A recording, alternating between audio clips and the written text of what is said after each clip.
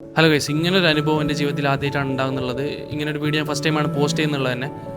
നോമ്പ് കാലങ്ങളിൽ രാത്രി ഫുഡ് സ്ട്രീറ്റിലൊക്കെ ഫുഡ് കഴിക്കാൻ പോകുന്ന ഒരുപാട് ആൾക്കാരുണ്ട്. അപ്പോൾ ഇങ്ങനെ പോകുന്നവരാണ് നിങ്ങളെങ്കിൽ എന്തായാലും അറിഞ്ഞിരിക്കണം. ഇത് കാസർഗോഡ് സീതാങ്കുളിയിൽ ഓലക്കടി എന്നുള്ള ഇവിടെ സ്ഥലത്ത് നമ്മൾ ഫുഡ് കഴിക്കാൻ വന്നതാണ്. ഇവിടെ വന്നപ്പോൾ ഒരുപാട് പുതിയ പുതിയ വിഭവങ്ങളും പുതിയ പുതിയ കുലുക്കി ഐറ്റംസ് കുറേ ഉണ്ട്. ഞാൻ ഓരോന്ന് പരിചയപ്പെടുത്തി തരാം. കമാൺ.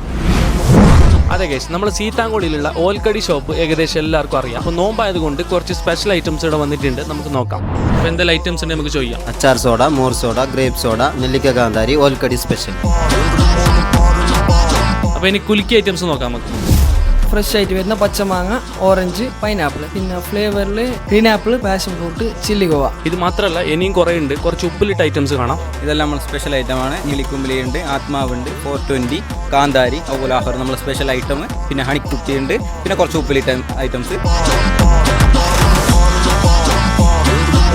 നല്ല ലൈവ് നെയ്പ്പത്തലുണ്ട്, പിന്നെ ചിക്കൻ 65, ബീഫ് പള്ളിക്കറി, പിന്നെ കാന്താരി മുട്ടയുണ്ട്, പിന്നെ പുൾസൈ ചാർമൂറുണ്ട്.